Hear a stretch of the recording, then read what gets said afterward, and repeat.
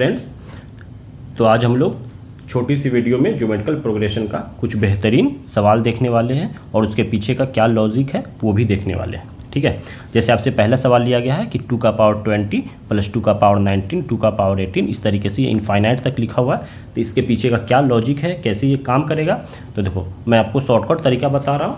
ठीक है, उसके पीछे फिर क्या लॉजिक काम करता है वो देखेंगे। तो देखो यहाँ पे जो पहला टर्म में कितना 2 का पावर 20 है और उसके बाद 2 का पावर 19। तो देखो ये नंबर क्या हो रहा है, 2 से डिवाइड होता जा रहा है। जब भी 2 से डिवाइड होता रहेगा तो आपको कुछ नहीं करना है, पहला टर्म को क्या करना है, पहला टर्म को डबल कर देना है। डबल करेंगे तो कितना हो जाएगा, ये 2 का पावर 20, इसको मल्टीप्लाई करेंगे 2 से तो कितना हो जाएगा 2 का पावर 21। ठीक है, तो ऑप्शन क्या हो जाएगा, ऑप्शन सी हो जाएगा। ठीक है, सेम इसी तरीके से ये सेकंड क्वेश्चन लिखा हुआ है। तो देखो ये थर्ड क्वेश्चन है, ये इस लॉजिक पे नहीं बनेगा। क्यों नहीं बनेगा, तो इसके पीछे क्या कारण है अभी हम लोग वो देखेंगे। ठीक है, तो देखो आपने 10th क्लास में क्या पढ़ा हुआ, अर्थमेटिक सीक्वेंस पढ़ा हुआ। अर्थमेटिक सीक्वेंस कैसे लिखा रहता है कि कोई भी नंबर हो उसमें कुछ नंबर प्लस माइनस करके लिखा रहेगा तो अर्थमेटिक सीक्वेंस के अंदर आएगा। तो उसके अंदर हम लोग फिर डी निकालते हैं और जब nth का फार्मूला लगाते हैं तो उसमें nth नंबर हमको मिलता है। तो उसके लिए फार्मूला होता है tn या an इज इक्वल टू क्या होता है, a plus n-1 into T. ठीक है, अब इसका सम निकालने का क्या तरीका होता है कि आपको जब n पता हो और फर्स्ट और लास्ट टर्म पता हो तब कैसे ये फार्मूला लगाएंगे, तब लगाएंगे एस एन इक्वल टू क्या हो, n/2 2a plus n-1 into T. ठीक है, ये फार्मूला कब लगाएंगे, जब हमें एक सीक्वेंस दिया रहेगा तब, और जब हमें सीक्वेंस का पहला और लास्ट टर्म दिया रहे तब हम लोग बस क्या लगाएंगे, S N equal to n/2 a plus n। ठीक है, तो ये अर्थमेटिक सीक्वेंस का बात है।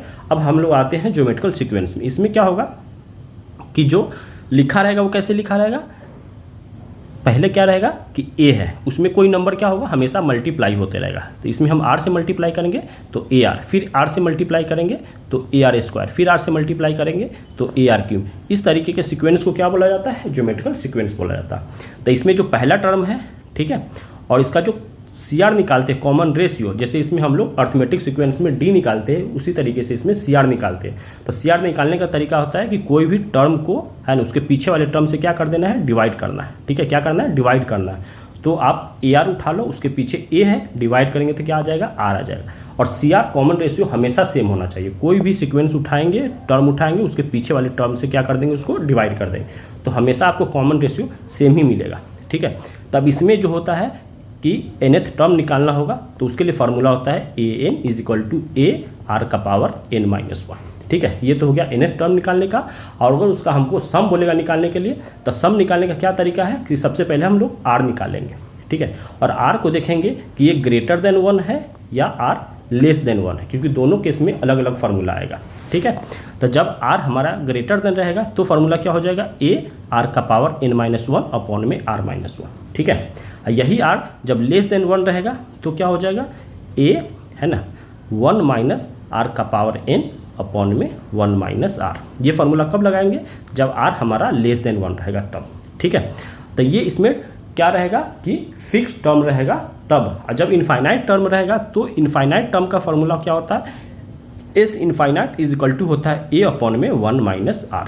ठीक है, ये कब है, जब s इनफाइनाइट निकालना होगा तब, इनफाइनाइट टर्म दिया रहेगा तब। ठीक है, तो देखो अभी जो क्वेश्चन हमने लिया है सेम इसी तरीके से इसी लॉजिक पे लिखा हुआ है, इनफाइनाइट वाले ही लॉजिक पे लिखा हुआ है।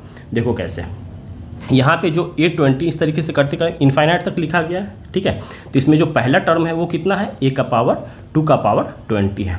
ठीक है, आप कॉमन रेशियो r निकालोगे तो किसी भी नंबर को उसके पीछे वाले नंबर से क्या करना है, टर्म से डिवाइड करना है। तो 2 का पावर 19 को 2 का पावर 20 से आप डिवाइड करोगे, 2 का पावर 19 को आप 2 का पावर 20 से डिवाइड करोगे तो क्या हो जाएगा, आप इसको 2 का पावर 19 और सेम इसी तरीके से 20 को क्या लिख सकते हो, 2 का पावर 19 इंटू में तो 2 लिख सकते हैं, तो इससे ये कैंसिल हो जाएगा। तो कितना आ गया, 1/2 आ गया। ठीक है, तो अब एस इनफाइनाइट का फार्मूला लगा देंगे। तो एस इनफाइनाइट का फार्मूला क्या है, एस इनफाइनाइट का फार्मूला है a अपॉन में 1 माइनस r। ठीक है, तो a कितना है, 2 का पावर 20। ठीक है, 1 माइनस r कितना है, 1/2। तो देखो जब ये नीचे वाला सॉल्व होगा तो ये 2 कहाँ चला जाएगा, ऊपर चला जाएगा। तो 2 का पावर 20 अब मल्टीप्लाई में क्या हो जाएगा, 2 हो जाएगा। और नीचे में जब ये होगा तो 2 माइनस 1, नीचे में तो 1 हो गया। ठीक है, तो नीचे में तो कुछ बचा नहीं। तो ये देखो 2 का पावर 20 और मल्टीप्लाई में 2 का पावर 1 है, इसी तरीके से ये 2 का पावर 21 हो जाता है। ठीक है, तो सेम इसी तरीके से ये सेकेंड क्वेश्चन है। ठीक है, अच्छा तो आप इसको बना करके इसका आंसर कमेंट करो। और देखो थर्ड क्वेश्चन हम लोग देख रहे हैं कि थर्ड क्वेश्चन का बनाने का क्या तरीका है, इसके पीछे ये लॉजिक क्यों नहीं काम कर रहा था। ठीक है, कौन सा लॉजिक, शॉर्टकट वाला। शॉर्टकट वाला कब बनेगा, जब आपको ये सारी बात पता होगा तब बनेगा। तो थर्ड क्वेश्चन में क्या दिया हुआ है कि पहला जो टर्म है ए कितना है, वो 27 है। अब आर निकालोगे तो आर कैसे निकलेगा, किसी भी टर्म को उसके पीछे वाले टर्म से क्या करना है, डिवाइड करना है। तो 9 को किससे डिवाइड करेंगे, 27 से। तो जब आप 9 को 27 से डिवाइड करोगे तो आर कितना आ गया, 1/3 आ गया। ठीक है, और ये कहाँ तक लिखा हुआ है, इनफाइनाइट तक लिखा हुआ है। तो एस एन का फार्मूला क्या होता है, जब इनफाइनाइट तक रहेगा तो उसका फार्मूला है ए अपॉन में 1 - आर। ठीक, अब ये फार्मूला जब लगाओगे तो ए का वैल्यू है 27 अपॉन में 1 - 1/3। ठीक है, तो ये 3 जब इसको नीचे वाले को एलसीएम लेके सॉल्व करेंगे तो 3 कहाँ चला जाएगा, ऊपर चला जाएगा। तो 27 × 3 हो जाएगा, और नीचे में जब सॉल्व करेंगे तो 3 - 1, तो 3 - 1 कितना हो गया, 2 हो गया। तो कितना हो, 27 को 3 से मल्टीप्लाई करेंगे तो 81 अपॉन में 2, ये कितना हो गया, 40.5। ठीक है, तो ये यहाँ पे लॉजिक काम कर रहा था। तो आप देखें एक बेहतरीन हम लोग कॉन्सेप्ट के साथ ये सारे क्वेश्चन को देखें। अगर आपको ये वीडियो समझ में आए और पसंद आए तो प्लीज़ चैनल को लाइक एंड सब्सक्राइब कर दो। Thank you.